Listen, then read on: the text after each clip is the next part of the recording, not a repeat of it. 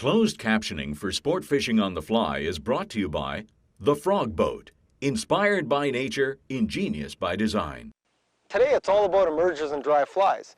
The reason a lot of fishermen get into fly fishing in the first place is because of the dry fly. There's nothing better than seeing that fly getting taken off the top by a big fish. Today I'm with Dwayne and Andrea, Mountain Valley Fly Fishing here on our home waters in the Columbia, and we're going to show you these techniques. Now the big thing is during springtime, as the emergers come off through the day and convert into the dry fly in the evening, you get that transition, and we're going to show you how to fish the emergers and dry flies today as we take you sport fishing on the fly.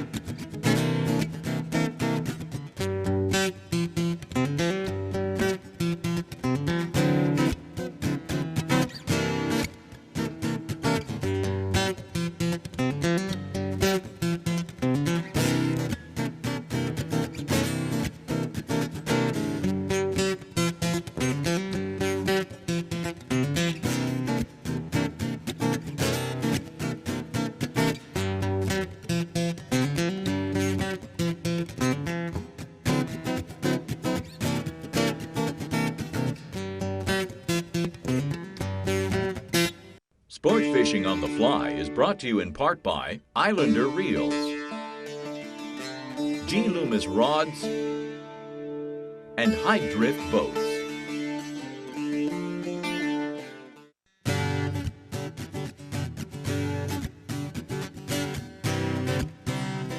Oh, around the boat. Well, you said there's a few mayflies coming off. Yeah. We weren't here very long. Well, we've been out here about, what, 5 minutes? Well, you know, then it's what, it's 2 in the afternoon? Pretty early? Essentially just starting, and this technique is really, really effective in here. What we're doing is we're sitting in this big back eddy, and you know, it's in between hatches, like the caddis, mayflies, everything's really just starting. It's early, it's mid-June actually, mid-June, June 21st. And before the caddis and the mayfly hatches really crank up on the Columbia, Dwayne's got a great method to use out here. And maybe you can explain a little bit about what you're doing as you try to untangle your line and bring in your fish. What we're doing is using a sinking tip line. It's actually the reel system, so you get your floating and it goes to sinking. And it's only down, the fly is only down, I'd say 3 or 4 feet, if that. And we're just running it around, letting the current take it with a nice straight line, and the result is the fish are cruising just below the surface, and for some reason they can't resist it.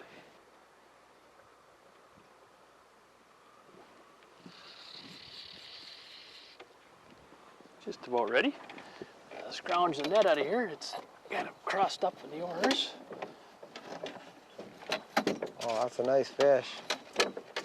That's a nice fish. Okay, I got the net ready. They're starting to get a little healthier. Oh, yeah. There's wintering. I'm done dead. And he's in the net. Beautiful fish. Now, it's the thing about rainbows, they are pretty.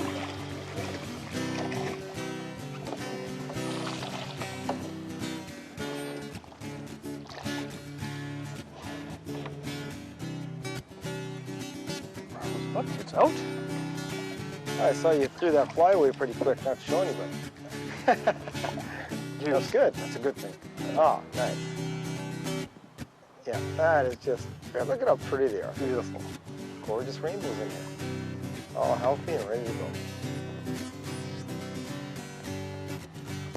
There you go, right to the bottom. Well, there's a lot more out there too.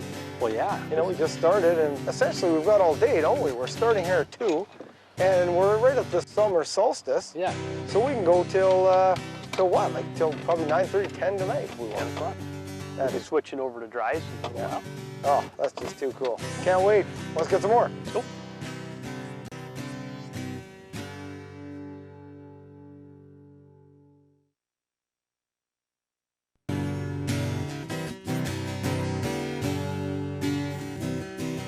way into the backing. Unreal. Oh, wait, he charged, didn't he? Oh, He just shot. he catch you by surprise. Look at the slow arbor here. He's coming at me.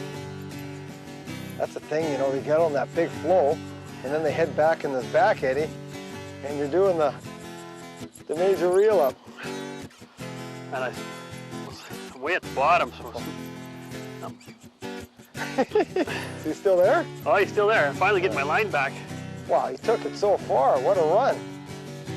It's an incredible screaming run.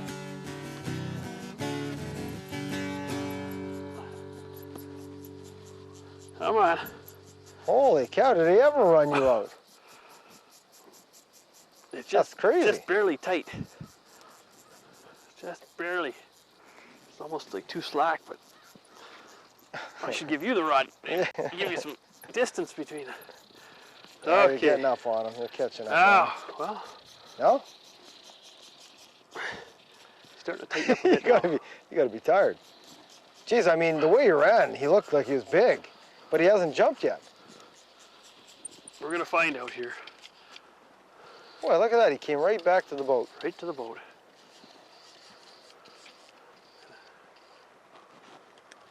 Let's see what he looks like. He should be tired after a big run like Oh, that. what a run. Come on. He's nice. He's He's good. nice. I think they're all nice in here. You're not going to get a Yeah. small fish in here. Do I think the smallest this time of year we've caught is probably, what, 2 pounds? The Yeah. smallest? Yeah. You know, the biggest we got is probably 6, 7 pounds. Yeah. So that's your It's a what good you're gonna span. get.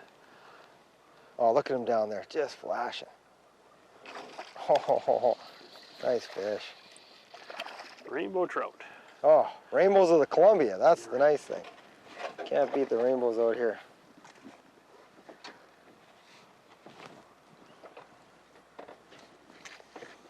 Come on. Excellent. Does he look like a thin one? He does a little bit for his length. Yeah, You know, give this fish a few more weeks yeah. because they're really starting to put the feeding on right now. Oh, yeah. Oh, there he goes. Good release. Much of a pitcher, but that's okay. That's all right. Better to get him, keep him in the water anyways. Yeah, exactly. But you're saying they're going to fatten up here pretty quick? Yeah, once the big caddis hatch really starts coming off, they gorge themselves and they literally put pounds on, you know? Over the summer. Yeah, that Yeah. fish, I mean, it was probably, what, 3 pounds? Yeah. It'll probably be 5 by the end of summer. Oh yeah, definitely. And it'll be twice as fat. For Like, sure. It's amazing. Yeah, for sure. Cool. Yeah.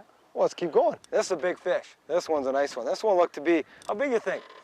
3, 4 Wow. pounds? You had some nice splashes, I would say all of that. Yeah, well, for sure. That's the problem. When you get a big fish like that out here, you know, we're using 5-weight rods, and it's just, they're just so tough on the system out here with this big current. He skied about 3 or 4 big airs. You can run Whoa, there he goes again. Whoa. run for your money there. He came at the boat a couple Oh, times. man. Big fish. Too much fun. Look at the wake he's leaving out there. He's got to be done. I mean, this is a big fish.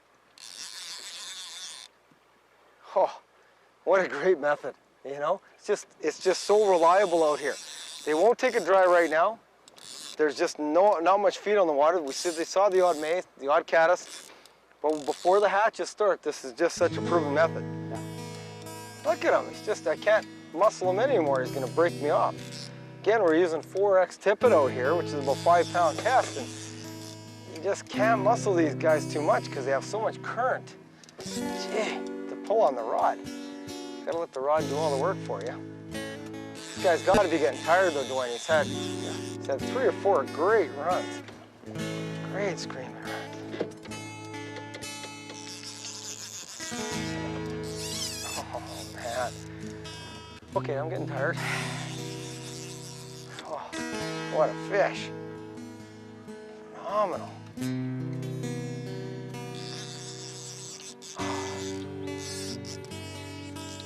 What? This guy had lots of... You can't hurry him, that's for sure. You can't hurry him out here. Even if you think they're... Oh no. He just got off. Did you get a good picture of him? Yep. Well, that was a darn good fish, but that's marvelous, you know, at least we got to see him, played him out. That was a very, very nice fish. That's probably on the bigger side of average. What do you think, 3-4 pounds? Sure. Yeah, at least. You know, but that was probably 4 or 5. You know, nice sized fish, but they're all up right now. Yep. They're all moving. We call that a long distance release. Long distance release. Well, no when worries. we come back, we'll check out the next one. Okay.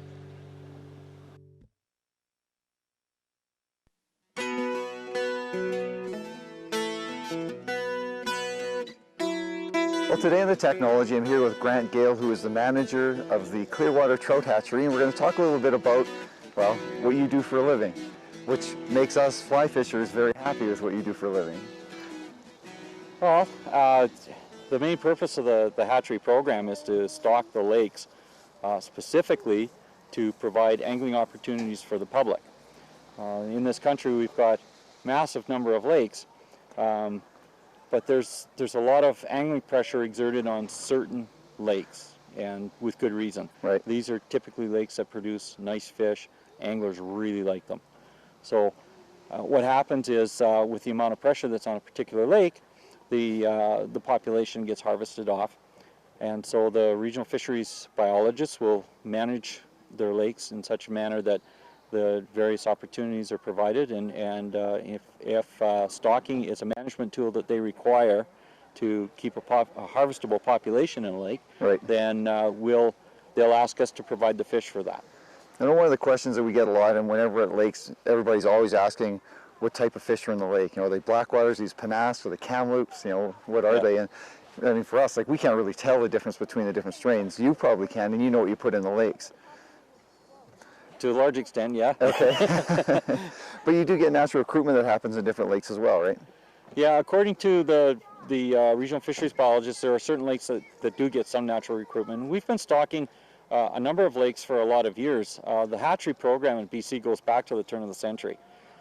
Some lakes have been historically stocked because they're popular for the anglers. In some cases, we'll create a new angling opportunity, or if a lake has all of a sudden become available because of access roads opening up or whatever, then the angling pressure starts to increase on it. If the lake is not capable of sustaining itself, then the fisheries manager might look at stocking. And over the years, we stock a lake, then we go back in and do some assessment on the lake and see how the population is holding up.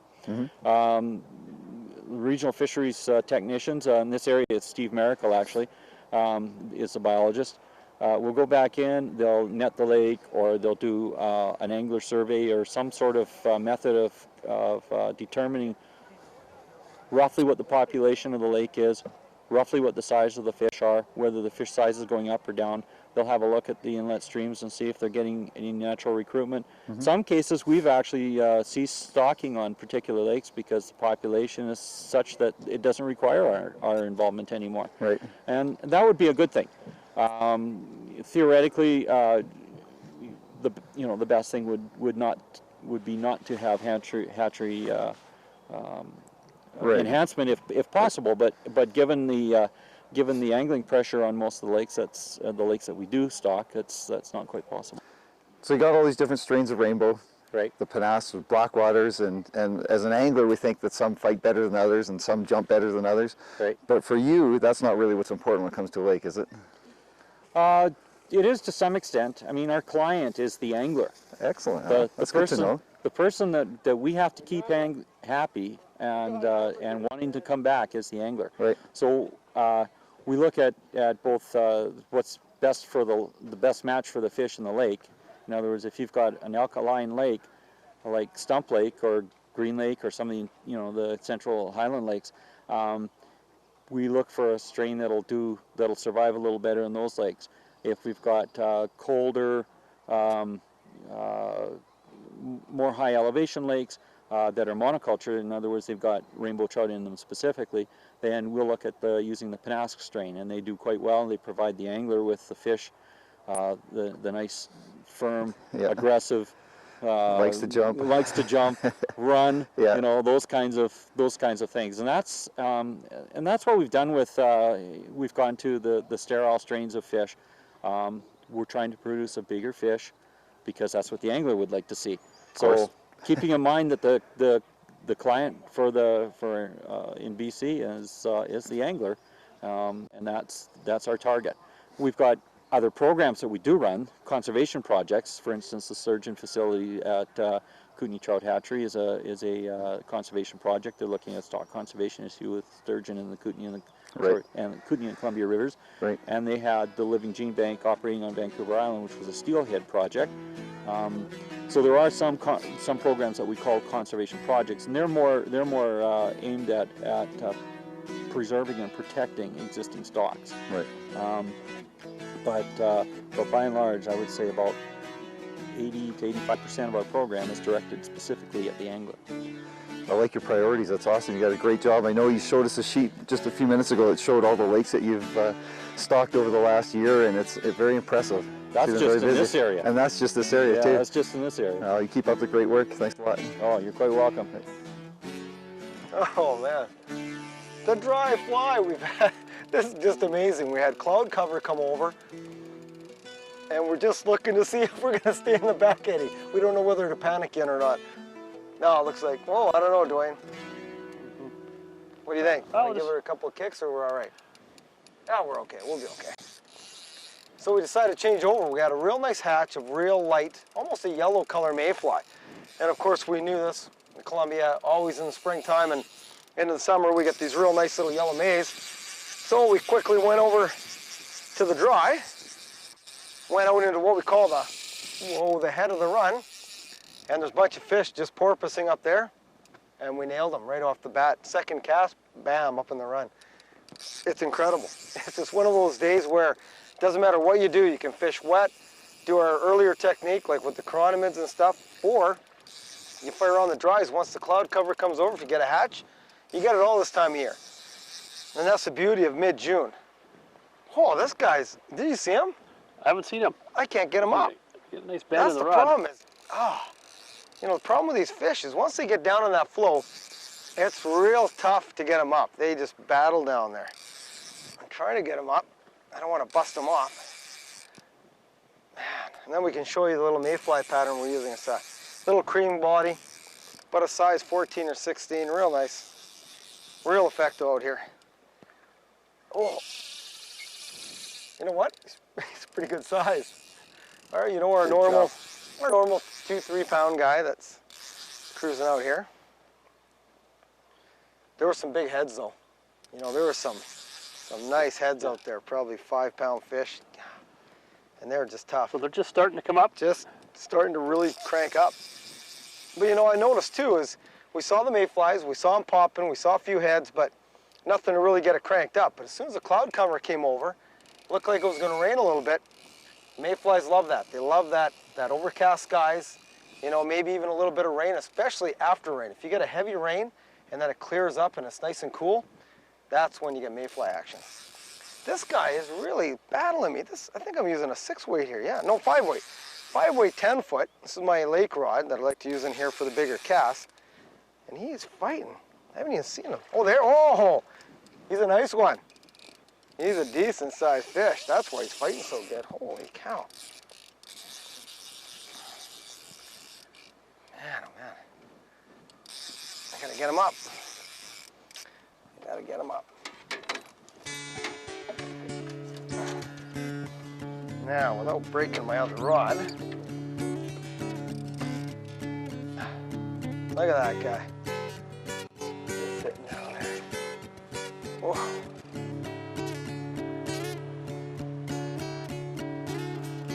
How are we doing? Okay. All right here. Look at that. On the dry, look, it's barely in the side of his mouth. I'll swim right in the net. There he is. Let's hold him up for everybody. Take out the little mayfly, that'll show everybody in a minute. Right in the top lip. Just came up and ate it. There's my little mayfly.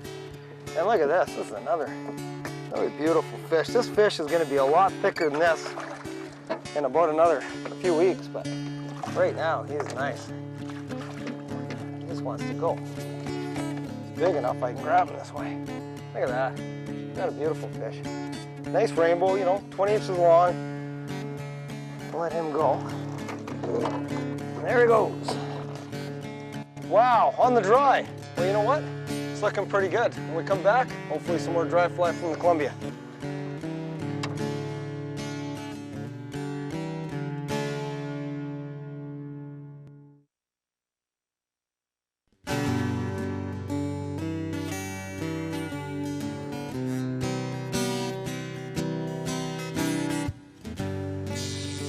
Wow. Good job. This guy's just digging again from the bottom. Oh, one of the many. Wow.